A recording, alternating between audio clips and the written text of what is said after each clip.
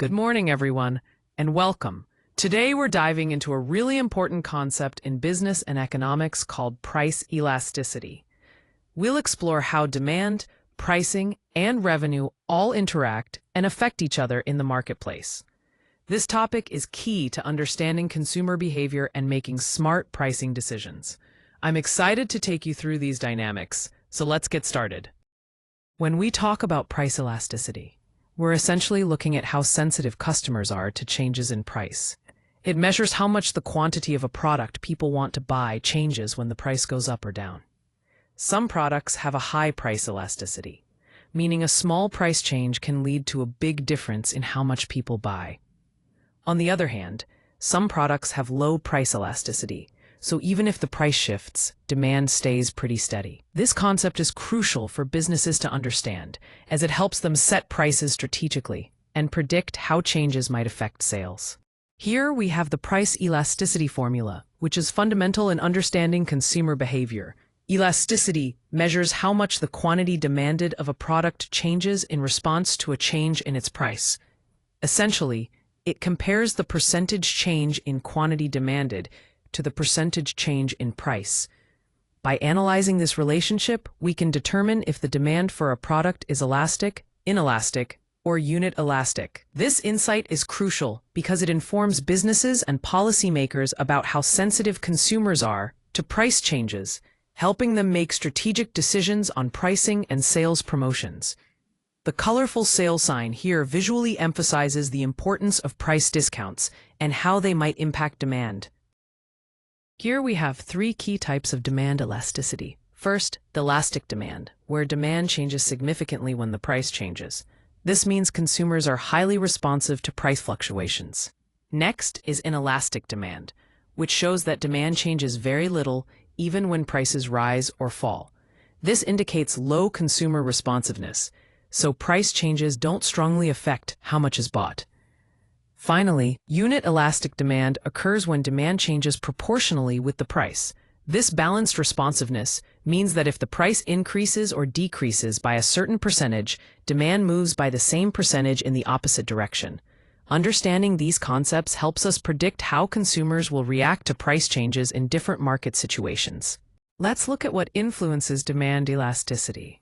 First, the availability of substitutes plays a major role.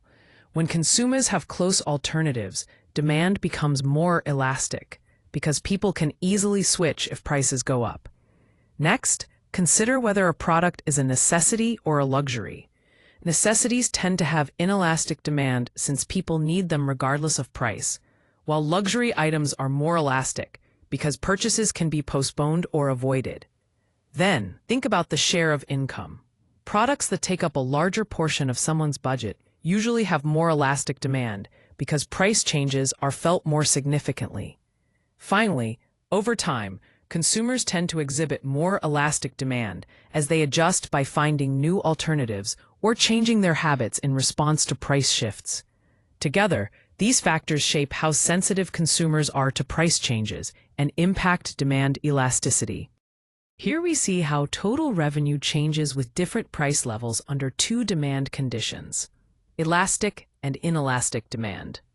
For elastic demand, as the price decreases from 100 to 50, total revenue actually increases, showing that consumers are very responsive to price changes. Lowering the price encourages more purchases, which boosts total revenue. On the other hand, with inelastic demand, total revenue decreases as the price drops.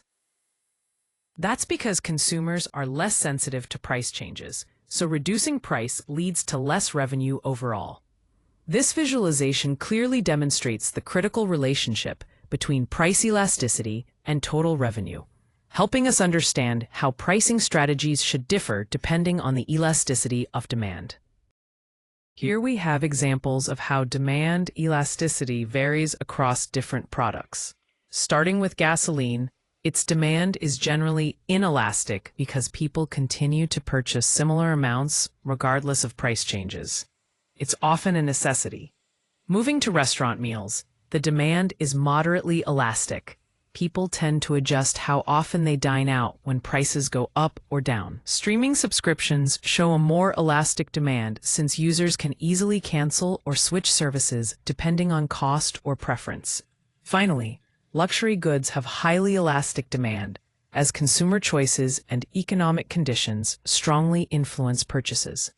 These examples highlight the range of consumer responsiveness across various product types. Here, we're looking at the concept of cross-price elasticity, which helps us understand how the price change of one product affects the demand for another. First, let's talk about substitutes. When the price of one product goes up, people tend to buy more of its substitute because it can serve as a replacement. For example, if the price of coffee rises, consumers might buy more tea instead. On the other hand, we have complements, which are products usually used together. If the price of one complement increases, the demand for the other decreases. So, if the cost of coffee goes up, people might buy less sugar or cream that typically accompanies it. This relationship between products is crucial for businesses to consider when setting prices and predicting consumer behavior. Here we explore the concept of income elasticity and how different types of goods respond to changes in consumer income. First, we have normal goods. These are products for which demand increases as consumers' income goes up. Essentially, when people have more money, they buy more of these items, showing a direct relationship between income and demand. Next, inferior goods behave differently.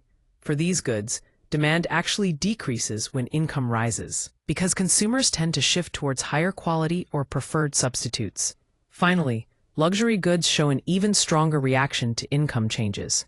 Demand for these items increases more than proportionally with income, meaning they are highly sensitive to income fluctuations.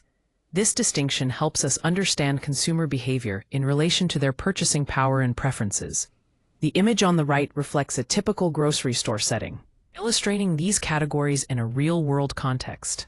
Thank you for taking the time to explore the impact of price elasticity with me. Your attention has been invaluable as we have uncovered how understanding these concepts can lead to smarter, more informed business decisions. I hope you'll be able to apply these insights in your own work to better anticipate customer behavior and optimize pricing strategies. If you have any questions or want to discuss further, I'm happy to continue the conversation. Thanks again for being here today.